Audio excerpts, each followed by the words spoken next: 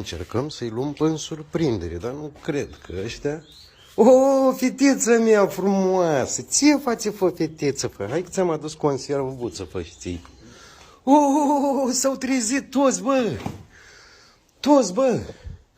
2, 4, 6, dar unde sunt 2? Unul ar fi pe acolo. Cel gri? Ia să vedem.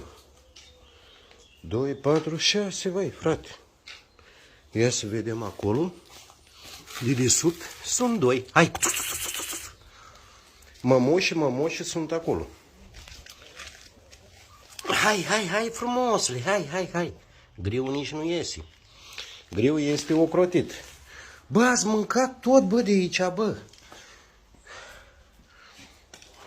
Masă. Griule, trece aici, griule. Hai, treci tu și mănâncă, ca să nu mai chinui pe mămucă ta. Hai, mănâncă și tu acolo. Hai, băi, negrule, și tu. Treci în trupă. Opa! Iau ce mănâncă ei, bă. 2, 4, 6, 8. Suntem toți. Hai, vină încoace, feteța mea. Ia-ți vedem, mai ai vreo căpuș pe aici? Ha? Curată-i urechiușa asta. Și asta la fel, la bărbiță curată. Și noi suntem o fetiță frumoasă, bă. Bă. Ia uite cocuțele aici. Ce mănâncă cu tragerii de inimă. Hai să vedem și la aia mari, să mergem să le cumpărăm și lor cărniță.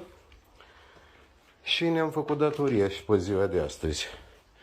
Fetița nici nu se bagă pe mâncarea lor. Nu se bagă ca să o las să mănânce, ca să nu mai sugă. Așa. Ia să le ascundem o conservă aici, dar cu toate, că nu are cine să intre. Hai, bă, să aveți poftă. Bă, tu gogoloșule. Codiță mică, haide, pun-te și tu la masă acolo, băi, flăcăule, bă.